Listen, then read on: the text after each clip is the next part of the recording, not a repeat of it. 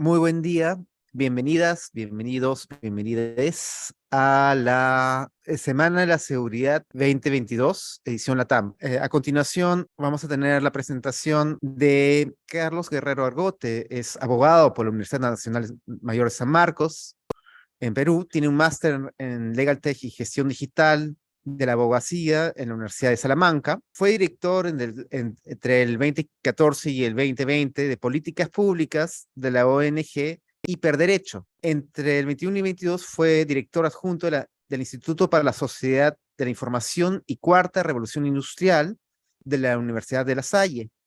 Actualmente es experto en regulación digital dentro de la Secretaría de Gobierno y Transformación Digital del Perú.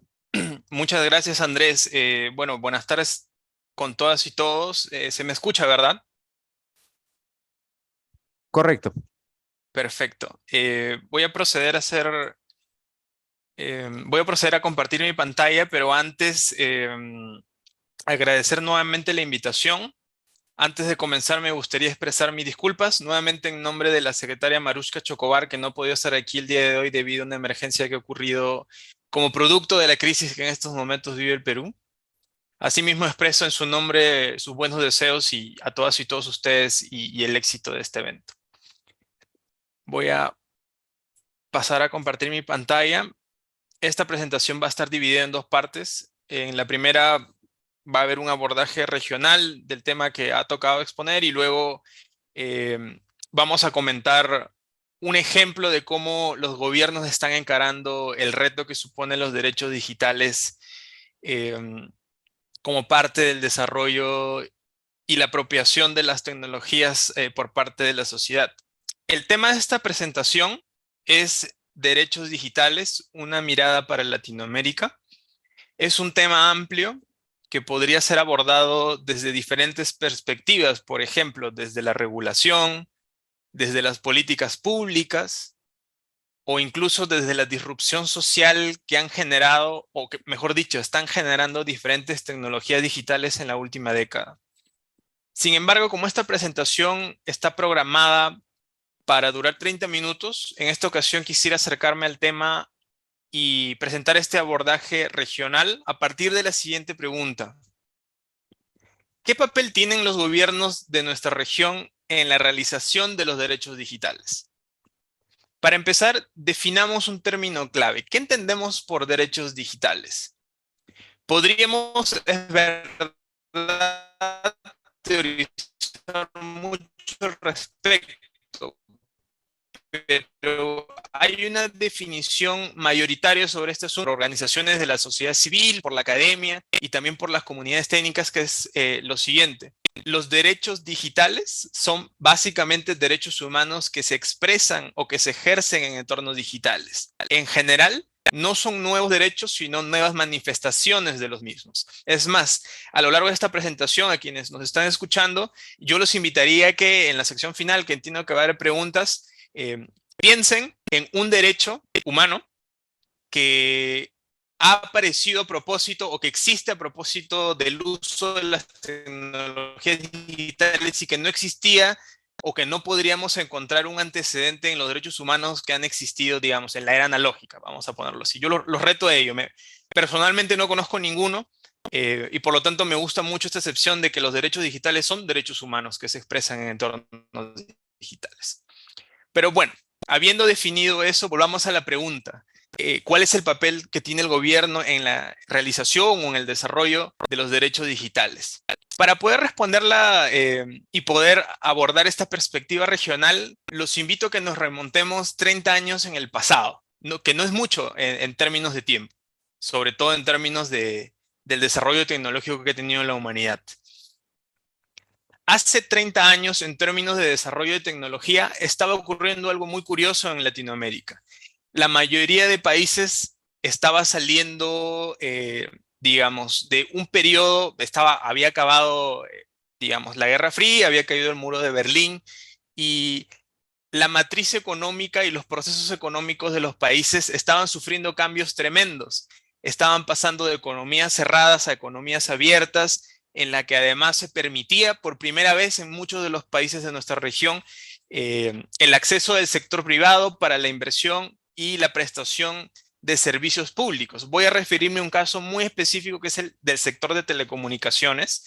Existen múltiples estudios que identifican que hace 30 años en la mayoría de nuestros países se produce una suerte de revolución que lo que hace es que en la mayoría de países se abren los mercados para que las empresas inviertan en el sector de telecomunicaciones y puedan expandir servicios muy básicos como el teléfono, que no eran del alcance de las mayorías en nuestra región hace 30 años, ¿no? Entonces, a partir de ese proceso que apareció, eh, digamos, a inicios de los 90 y que se extiende durante una década, la inversión privada facilita que cada vez más personas accedan a servicios que antes no tenían, como la telefonía fija, pero además, a partir de la creación de esto que ahora llamamos Internet y el ingreso de la inversión privada para ello, es que estas nuevas tecnologías empiezan poco a poco también a estar al alcance de las personas. Entonces, entre 1990 y el año 2000, ocurre esta suerte de revolución en nuestra región, que es que las personas empiezan a tener acceso a servicios de telecomunicaciones, incluyendo el Internet. Profesor, ¿Sí? disculpe que le cortemos. No se está viendo su presentación, solo la primera diapositiva, pero no está avanzando. Ah, sí, es correcto. Las diapositivas son para la segunda parte de la exposición. Esa está ahí, digamos, para apoyo visual. No es, De acuerdo, un favor, ¿podría ponerle en modo presentación? por supuesto, a ver. Muchas Mm, a ver, a ver. Ahí debería estar en modo presentación. gracias, profesor. Sí, correcto. Perfecto. Bueno, continuando. Eso, como les comentaba, estaba ocurriendo hace 30 años, ¿no? El acceso a tecnologías de telecomunicaciones, incluyendo Internet, empieza a germinar a propósito de la inversión privada. Entonces, durante toda esa década, las personas empiezan a tener acceso a tecnologías a las cuales antes no habían accedido, ¿no? Tal vez sería adelantarnos mucho si quisiéramos decir que en esta época empiezan o aparecen lo que ahora llamamos los derechos digitales, pero si quisiéramos hablar de ellos en esta época, habría uno que sería más que evidente, que sería el derecho a estar conectado o el derecho de las personas a poder acceder a este tipo de tecnologías, incluyendo el Internet. Eh, y en ese sentido, si quisiéramos contestar la pregunta inicial que hicimos, el papel de los gobiernos parece muy sencillo, ¿no? El papel de los gobiernos en la realización de los derechos digitales en esta época tan temprana sería lograr la conectividad universal o al menos garantizar que existan condiciones para que la mayor cantidad de las personas de un país, de una región, puedan acceder a esta tecnología que trae múltiples beneficios en diferentes ámbitos, ¿no? Eso hace 30 años, pero avancemos. ¿Qué estaba pasando hace 10 años en la región? La mayoría de países de Latinoamérica ya han avanzado bastante en conectividad, pero a propósito de que la gente ahora está más conectada, surgen nuevas necesidades y nuevos escenarios cada vez más complejos. Ahora que la gente está más conectada, aparecen necesidades que podría mencionar algunas como y preocupaciones también como la privacidad en línea, la protección de los menores frente al uso de dispositivos electrónicos, la teleeducación, la telemedicina. Asimismo, los actores del sector privado a nivel local, regional e internacional empiezan a jugar un rol muy importante, especialmente las empresas tecnológicas, incluso un rol más importante diría yo que las empresas de telecomunicaciones, que son las cuales inician un poco esta suerte de revolución, ¿no? Hace 10 años responder la pregunta inicial es más difícil que hace 30. Es decir, el rol de los estados o de los gobiernos sigue siendo intentar que más personas estén conectadas, pero también han surgido otras tareas por acometer, como por ejemplo lograr que aquellos derechos que se expresaban en el mundo analógico se puedan expresar y proteger también en los entornos digitales, ¿no? Había mencionado algunos ejemplos: la privacidad en línea, la protección de datos personales, el derecho a la libertad de expresión, el derecho a la libertad de información y en general casi cualquier derecho que existe tiene su correlato en el mundo digital, ¿no? Eso hace 10 años. transportémonos ahora para ver cómo se encuentra la región en este momento.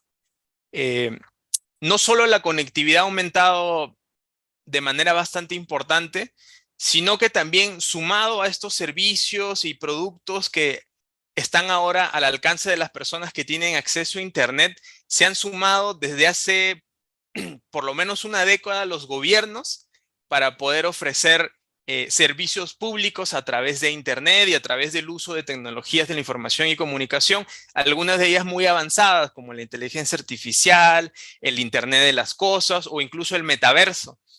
Entonces, teniendo eso en cuenta, repetimos la pregunta. Si hace 30 años el rol de los gobiernos en la realización de los derechos digitales era muy claro, y hace 10 años era un poco más complejo, pero todavía era más o menos claro qué es lo que tenía que hacer. ¿Cuál es el rol ahora? ¿Cuál es el papel que juegan los gobiernos para la realización de los derechos digitales en nuestra región? Como esto es muy amplio, me gustaría aterrizar la respuesta de cuál es ese rol con la segunda parte de mi presentación, que es hablarles de un ejemplo muy específico que corresponde a un trabajo que ha liderado la Secretaría de Gobierno y Transformación Digital del Perú y que se llama la Carta Peruana de Derechos Digitales. Entonces, allí ya, genial, ahí se está, debería estar pasando. Coméntenme si es que no está pasando la diapositiva, pero en general ahí ya la estoy moviendo. Les comento un poco porque sé que nos están viendo personas no solo de Perú, sino también de otros países de la región de Latinoamérica. La Secretaría de Gobierno y Transformación Digital es una entidad que es el ente rector en el Estado peruano en materia de digitalización, lo que significa que planifica, propone, establece lineamientos para el gobierno digital y para la transformación digital del sector público. Lo que ustedes están viendo en esta lámina es la base legal, es decir, las patitas legales que habilitan este trabajo que realiza la Secretaría de Gobierno Digital, que empezó ya más de una década atrás y que en los últimos 5 años ha tomado varios rumbos interesantes, uno de los cuales ahora les voy a comentar, que es este ejemplo que responde a la pregunta de cuál es el rol que ahora deberían jugar los gobiernos en la consecución de los derechos digitales. Allí lo que pueden ver son algunos indicadores. El Perú, como les comentaba, en los últimos 5 años ha apostado muy fuerte, los sucesivos gobiernos han apostado muy fuerte por la digitalización y la transformación digital del sector público. Y el Perú lo ha hecho, digamos, sin ánimo de ser poco humildes, bastante bien en diferentes términos y los rankings que les estoy mostrando ahora pueden dar un poco fe de ello.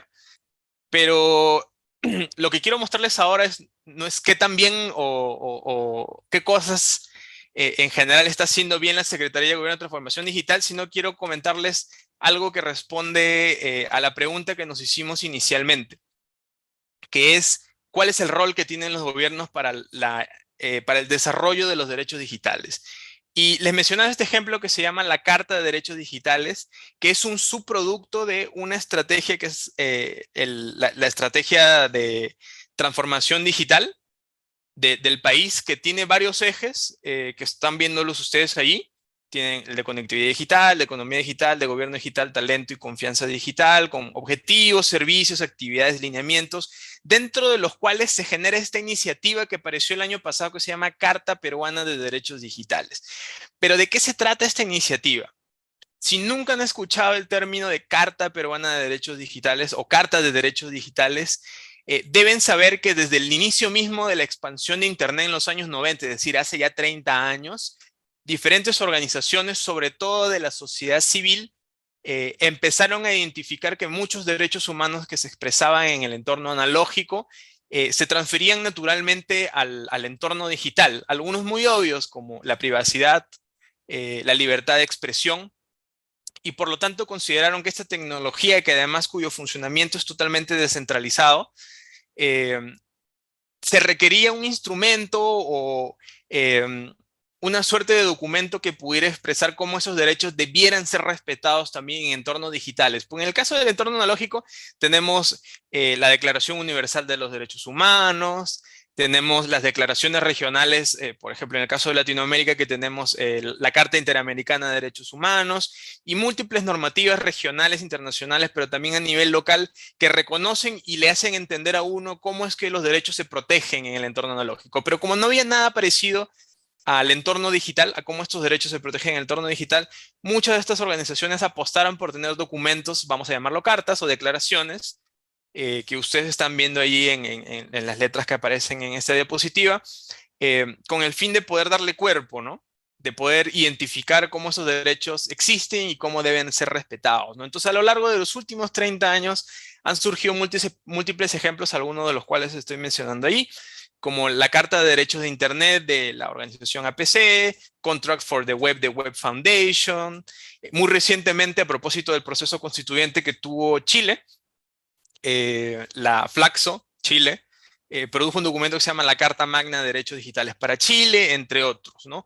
Pero no solo las organizaciones de sociedad civil han incursionado en esta idea de tener documentos guía de derechos digitales. También lo han hecho el sector privado. Ahí estamos colocando algunos ejemplos, como es el Manifiesto por un Nuevo Pacto Digital del Grupo Telefónica.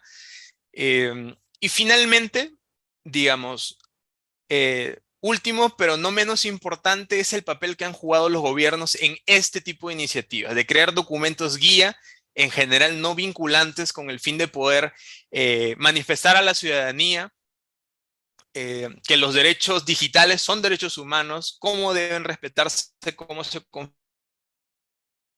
configuran y cómo el gobierno se posiciona frente a ellos. En este último ejemplo tenemos a la Carta de Derechos Digitales de España, que se publicó el año pasado, la Declaración de Principios y Derechos Digitales de la Unión Europea, y hay otros documentos que ahora mismo no están publicados, pero que se están generando, que buscan recoger un poco este espíritu de tener documentos guía no vinculantes que un poco trasladen esos derechos humanos que están bastante bien reconocidos en diferentes instrumentos a un documento que narre cómo esto opera cuando estos derechos se ejercen en entornos digitales, ¿no? Entonces, teniendo en cuenta todos estos antecedentes e intentando responder a la pregunta que planteé al inicio, la Secretaría consideró que el país, y en este caso el gobierno, debía incursionar en promover de manera proactiva una carta que expresara aquellos derechos que están protegidos en nuestra Constitución y en las leyes, con el fin de mostrar a la ciudadanía cuál es el posicionamiento del Estado frente a ellos, ¿no? Ahora bien, esta carta nace con un objetivo primario, que es, como les comenté, presentar a la ciudadanía la visión desde el Estado peruano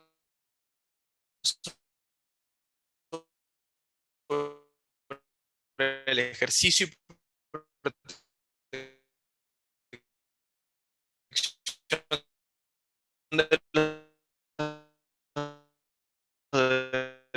derechos a través del uso de la tecnología, algo que seguramente están atentas a la regulación, los congresos y la apropiación de las nuevas tecnologías, se ven la necesidad de regular o de establecer políticas o lineamientos o líneas de base con el fin de poder aprovechar de manera ética y con seguridad para las personas el uso de estas tecnologías, ¿no?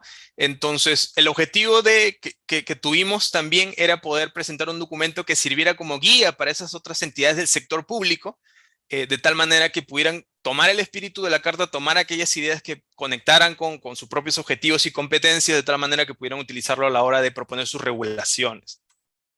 Dicho eso, y intentando acabar esta primera parte para no extenderme más allá del tiempo que había comentado que iba a durar esta intervención, les comento un poco cómo ha sido ese proceso, porque, digamos, desde el momento en que se propuso crear un documento de esta naturaleza y se ha presentado la versión final o la versión para consulta, este no ha sido un proceso inopinado, que lo hemos hecho solamente al interior de la Secretaría, sino que ha intentado beber de la experiencia de otros procesos similares llevados a cabo por la sociedad civil, por el sector privado y por los gobiernos, y de adoptar aquellos principios y valores inherentes a la universalización de Internet, como es el principio de múltiples partes interesadas, que básicamente lo que significa es que al ser Internet una tecnología descentralizada que requiere el concurso de múltiples actores para poder funcionar adecuadamente y, digamos, ser beneficioso para las personas, se requiere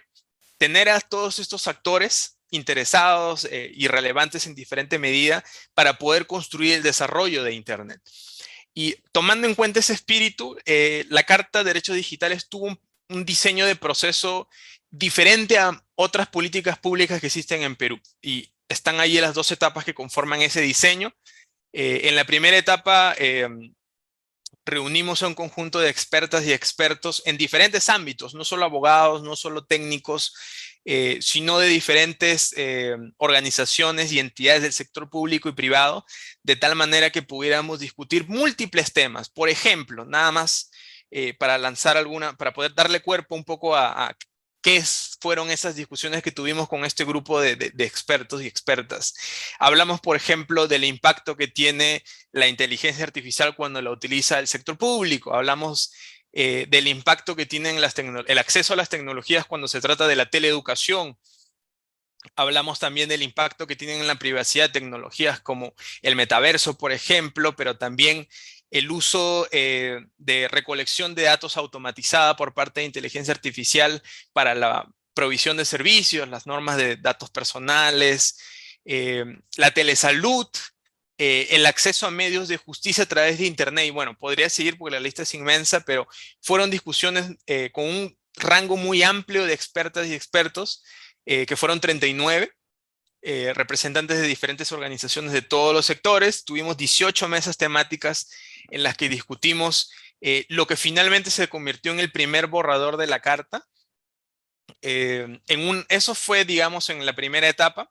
En una segunda etapa, con el primer borrador que tuvimos, que se construyó colaborativamente con todos estos actores, procedimos a hacer una publicación. Es más, seguramente esto lo comento más para quienes no son de Perú o no están familiarizados con la normativa de Perú. Desde hace muy poco en Perú hemos adoptado, o al menos hay un compromiso por parte de las entidades del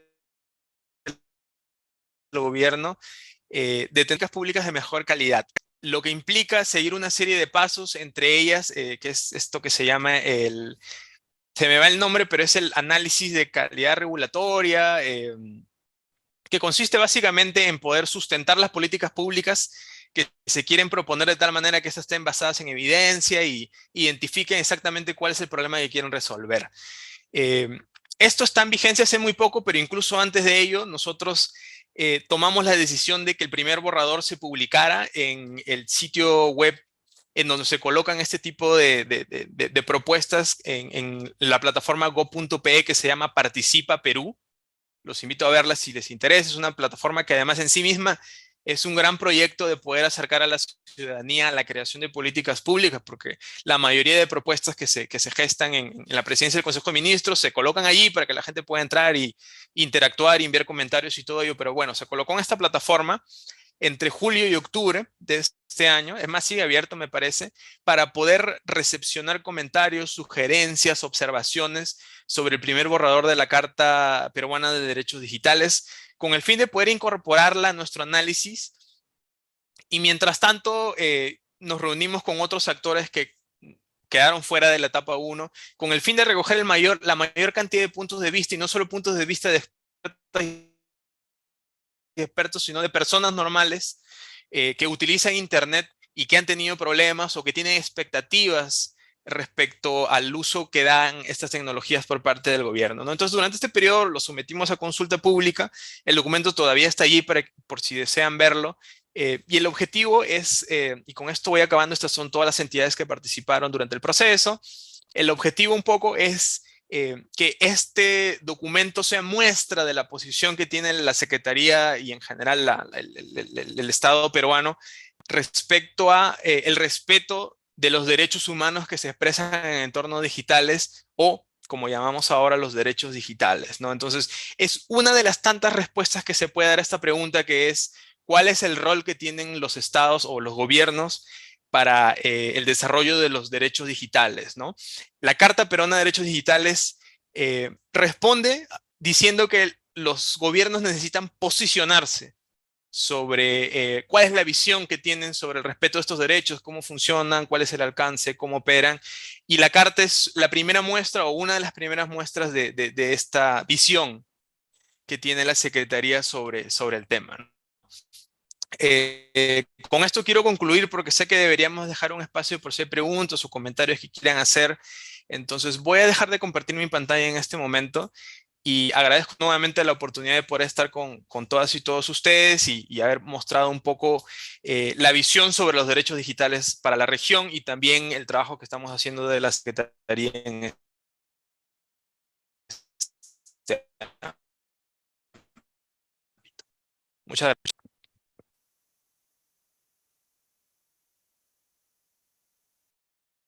Ok. Muchas gracias. Preguntas del público, por favor. Ah,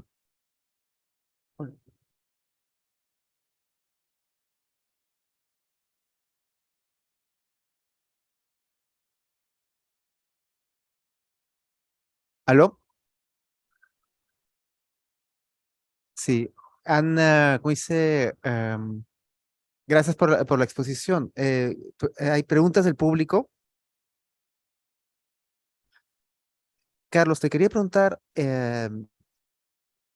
si lo comparas con estas evoluciones, con medidas en otros países latinoamericanos, ¿qué casos conoces? ¿Cuáles crees que son los países que están trabajando más en este aspecto? Y también quizá comparar nuestras prioridades con las prioridades de otros países. Por supuesto, muy interesante esa pregunta. De mi conocimiento, porque podría ser que haya cosas que no conozco, muchos países de Latinoamérica, yo me atrevería a decir que gran parte de Sudamérica, algunos países de Centroamérica y bueno, por supuesto, México, Estados Unidos, Canadá, em, tienen iniciativas o ya han presentado productos similares a esto que ha trabajado la Secretaría de Gobierno y Transformación Digital de Perú, que es una Carta de Derechos Digitales, ¿no? Que es un documento eh, no vinculante en el sentido de que no es una ley, no va a crear nuevos derechos y deberes para nadie, sino que busca ser un poco una guía. Hay varias, me atrevo a nombrar algunas. En Chile hubo, durante el proceso constituyente, muchas propuestas que tenían que ver con derechos digitales, privacidad en general relacionada a menores, protección de datos personales, derecho a relacionarse digitalmente con la administración pública, entre otros, ¿no? Me parece que en Ecuador tienen una iniciativa que está comenzando recién, ha comenzado hace muy poco. En Argentina tienen no cartas de derechos digitales, pero tienen documentos similares por parte de sus diferentes gobiernos federales. Brasil tiene algo que fue más allá todavía, que es una ley, tiene el Marco Civil de Internet, que es una ley que, digamos, guía un poco la regulación sobre las tecnologías de información y comunicación. Eh, y bueno, México tiene algo similar. Estados Unidos hace muy poco sacó una declaración sobre principios y derechos de Internet.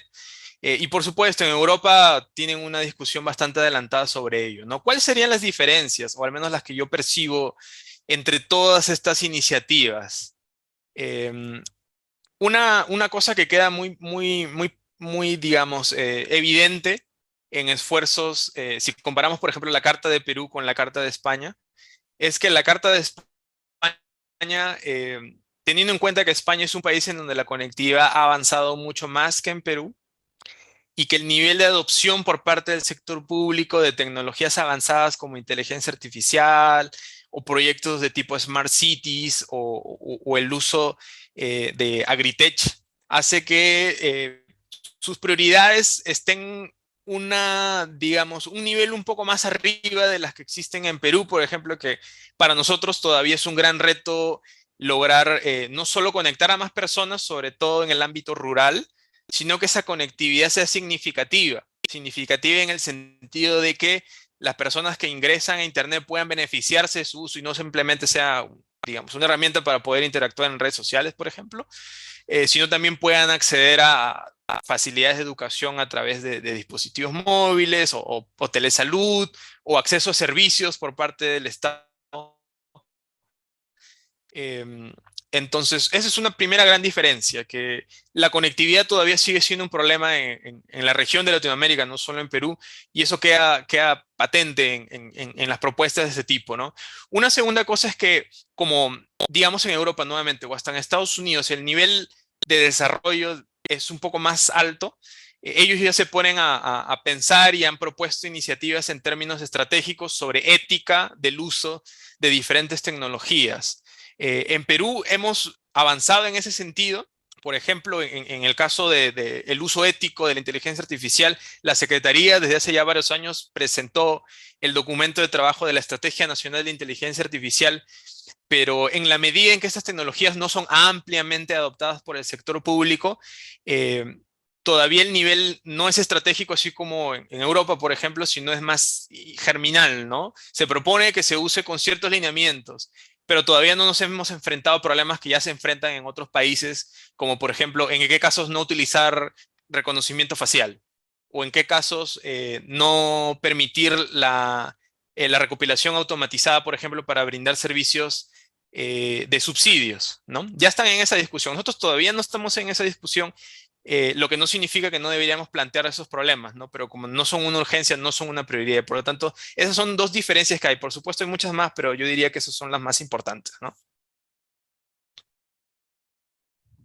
Sí, interesante, exacto. Tenemos prioridades, esos pesos propios. Quisiera entrar a algo que has dicho al respecto, pero antes quisiera ir a las preguntas del público. La Isabel Pinto, ¿en qué cartas de derecho digital se han inspirado? Gracias por la pregunta, Isabel. En la diapositiva estaban mencionadas varias de ellas, pero yo me atrevería a decir, dado que yo he participado en casi todo el proceso de la Carta Peruana de Derechos Digitales, eh, si vamos a poner en orden de inspiración, por supuesto, la Carta de Derechos Digitales de España es el instrumento de referencia, ¿no? Incluso en la aproximación, porque como ustedes sabrán, nuestro sistema legal o nuestro sistema de políticas públicas es de derecho continental, que ha sido legado a propósito de la época de la colonización. Entonces, es muy similar en muchos aspectos y tiene el mismo espíritu que el de España, por ejemplo, ¿no? Entonces, por supuesto, esa carta ha sido una de las grandes inspiraciones, pero también había otros documentos, incluso de Perú, que hemos mirado mucho porque la carta en sí misma podría verse como algo innovador, pero realmente solo recoge cosas que ya existen. Por ejemplo, si ustedes entran ahora a mirar la carta, van a encontrar que uno de los derechos que se proponen es el derecho a que las personas se relacionen digitalmente con la administración pública, lo que significa que tú puedas enviar trámites o hacer todo tipo de gestiones por internet, pero que también tengas el derecho a no hacerlo si no quieres, es decir, relacionarte de manera tradicional, vamos a decir. Y eso no es algo que nos hemos inventado, sino es algo que ya está en las leyes de Perú. Específicamente eso de relacionarse digitalmente está en el reglamento el decreto de urgencia 006-2020, que es el decreto que aprueba el Sistema Nacional de Transformación Digital. En su reglamento aparece este derecho. Es más, aparecen varios derechos que están reflejados también en la carta. Entonces, ya existen desde hace por lo menos un par de años. Yo diría que esos son dos de las cosas que más hemos mirado, ¿no? Para la carta. Interesante, muchas gracias. Andrés, tocayo. Gracias, Carlos. Gusto verte también a ti. Gracias, Isabel, por venir y gracias, Andrés. La pregunta de Andrés es, ¿crees que esta Carta de Derechos Digitales de alguna suerte de garantía para el uso, interacción y venta de arte en el creciente mercado NFT?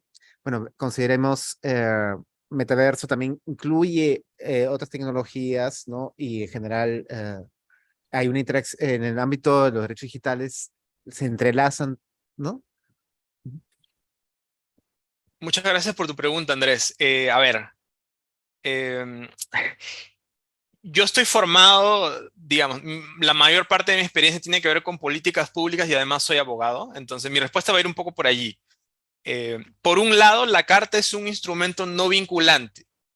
¿Qué quiere decir eso en términos de abogados?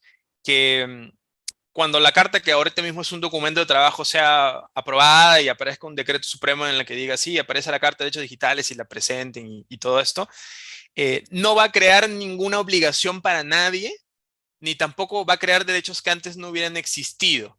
Lo que significa que al día siguiente de que aparezca la carta de derechos digitales, uno no puede ir con su carta y exigir, por ejemplo, alguna de las cosas que dice ahí nombrando la carta, ¿no? Entonces, eso por un lado. No obstante, hay un truco en este tipo de documentos que los han producido diferentes países y diferentes organizaciones, que es que todavía no queda muy claro, sobre todo para nuestros actores del sistema de justicia, llámese jueces, abogados, fiscales, y otros actores del sector público y privado, no queda muy claro cómo funcionan algunas tecnologías o qué derechos hay sobre ellas.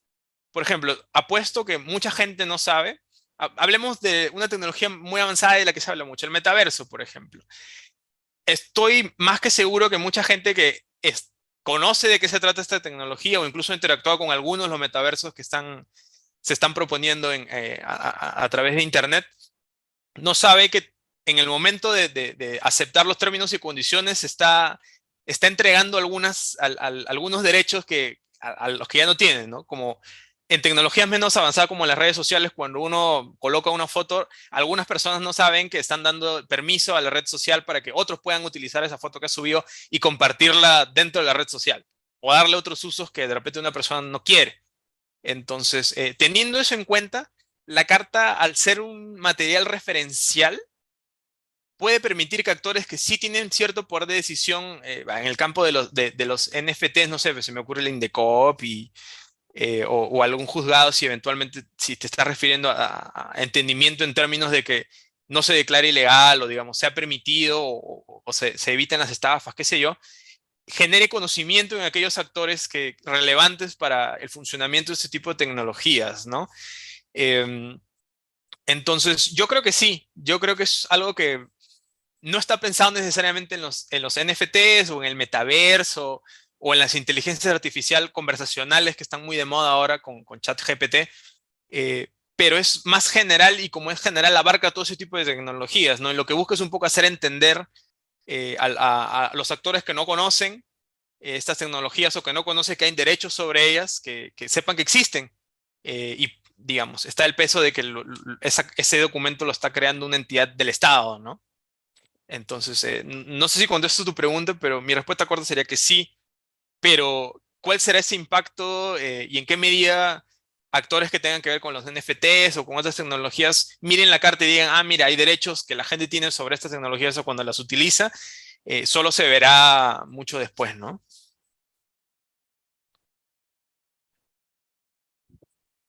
Muchas gracias. Andrés menciona en el chat, ¿no? El cambio de propiedad, o sea, el tema de la propiedad o los derechos de reproducción cuando se recrea digitalmente un objeto, por ejemplo, un huaco, ¿no? Entonces, una fotogrametría. ah, entonces, pregunta acerca de eso. ¿Puedes leer el chat, Sí, Andrés? sí, sí, Ahí yo lo, pide Carlos. yo lo logro Genial. ver. Sí, es una Ya. pregunta muy específica. No la voy a contestar directamente y voy a declinar hacerlo porque yo creo que es una pregunta que la contestaría perfectamente un abogado especializado en propiedad intelectual, que yo no lo soy. Em, pero digamos, si te tuviera que responder algo a esa pregunta, yo diría que ni el metaverso, ni la inteligencia artificial, ni casi ninguna otra tecnología moderna o que se está utilizando recientemente por parte de muchas personas, porque digamos que hay tecnologías muy avanzadas que ahorita mismo están siendo utilizadas por gobiernos o por pequeñas corporaciones. Em, entonces, digamos, tecnologías avanzadas de acceso al público, yo me atrevería a decir que, salvo muy pocas excepciones, las normas, incluso las de Perú, que uno no diría que son las normas más avanzadas del mundo, son suficientes para que alguien pueda plantear el problema que ha tenido a propósito del uso de estas tecnologías, ¿no? Tú mencionas, por ejemplo, los derechos en relación a utilizar imágenes que luego se suben al metaverso. No es muy diferente a las imágenes que uno sube a redes sociales, por ejemplo, ¿no? Allí también surgen problemas como cuando alguien le hace copy-paste a la imagen de otra persona y la sube sin poner los créditos, o se las roba directamente y las hace pasar como suyas. Pero aunque no lo crean, las normas peruanas de hace 20 años todavía soportan este tipo de problemas. Se pueden invocar para poder intentar soluciones de problemas. Que vayan a solucionarlos, eso no lo sé. Dependerá del caso en sí. Pero por el momento, la regulación y las políticas públicas, incluso de países como Perú, que están en un camino intermedio, eh, todavía funcionan para los problemas y oportunidades que existen a partir del uso de estas nuevas tecnologías, ¿no? En 5 años más ya no sé, de repente no, pero por el momento es así, ¿no? Pero no, yo te aconsejaría eso preguntárselo a un abogado que sea especializado en propiedad intelectual, porque estoy seguro que te daría una respuesta directa y suficiente para resolver ese problema específico que has comentado en el chat. Muchas gracias. Quería finalmente volver a un tema que me parece sumamente latinoamericano, a diferencia de las, como decía, o sea, hablas de reglamentaciones en otros países, ¿no? Australia, por ejemplo, está muy adelantado también en lo que refiere a una reglamentación nacional.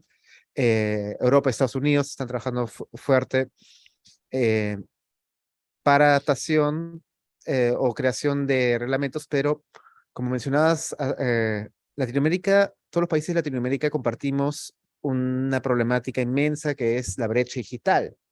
Entonces, quería volver a esa temática que mencionaste anteriormente. eh, ¿Cómo se está afrontando, quizá en los diversos países latinoamericanos, o qué se puede hacer al respecto? ¿Qué tienen que ustedes, a la hora de desarrollar un marco legal, qué tienen que considerar eh, en relación a la brecha, a las diferencias, las inequidades y falta de acceso, que tienen que considerar a la hora de crear una reglamentación o recomendación, y qué soluciones han visto en los demás países latinoamericanos al respecto? Sí, a ver, empiezo diciendo que aunque cuando hablamos de Latinoamérica, em, reconocemos que hay muchas cosas similares en términos de regulación o políticas públicas en el ámbito digital. Todos los países se han acercado de una manera no necesariamente igual al problema, ¿no?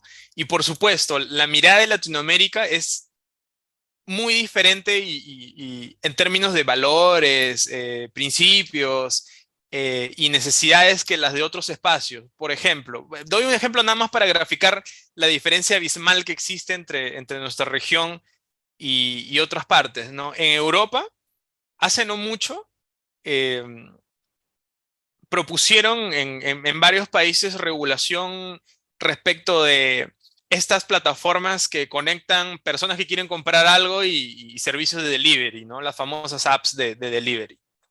Em, y propusieron, digamos, en su regulación que estas personas que eran los delivery, los que iban en su bicicleta o en su moto para entregar los pedidos, tuvieran derechos análogos a los que tenían las personas que tenían trabajos, vamos a llamar normales o formales, ¿no? De escritorio, etcétera, etcétera. Eh, ¿Por qué? En el entendido de que en Europa es un valor, digamos, que está en muy alto nivel la calidad de vida de la gente, ¿no? ¿Cuál fue la consecuencia de su normativa?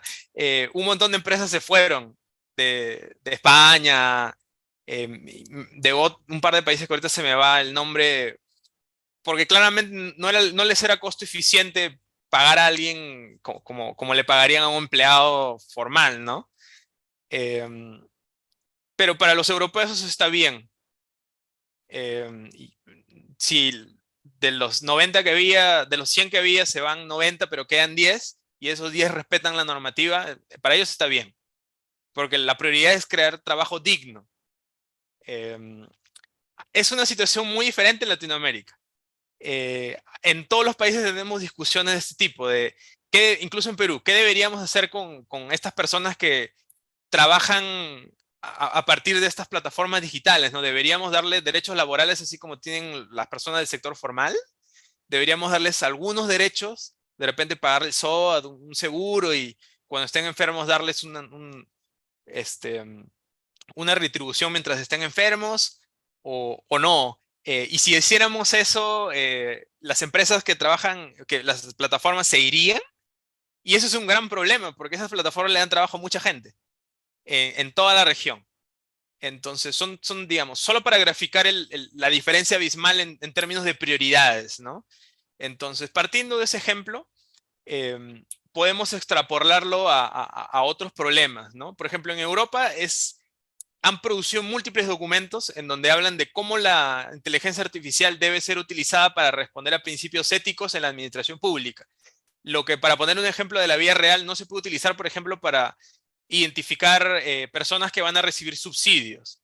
Y si las utilizan, las personas que reciben los subsidios, o mejor dicho, no los reciben, tienen el derecho a acercarse a la entidad pública y exigirle que un humano revise su expediente y que el humano sea el quien finalmente tome la decisión de si le entregan o no el subsidio. Eso no hay en Latinoamérica, porque algunos países no han implementado esta tecnología, pero en otros países sí la han implementado, pero no han tenido en cuenta este factor. ¿Por qué? Porque la prioridad es que más gente pueda acceder a subsidios. Y solo hay dos opciones: contratas a un ejército de personas para que esté día y noche revisando expedientes para ver a quién les entregan subsidios, o automatizas todo el proceso, lo haces más barato y eficiente, y así más gente accede, pese a que alguna de estas personas puede ser discriminada por el algoritmo.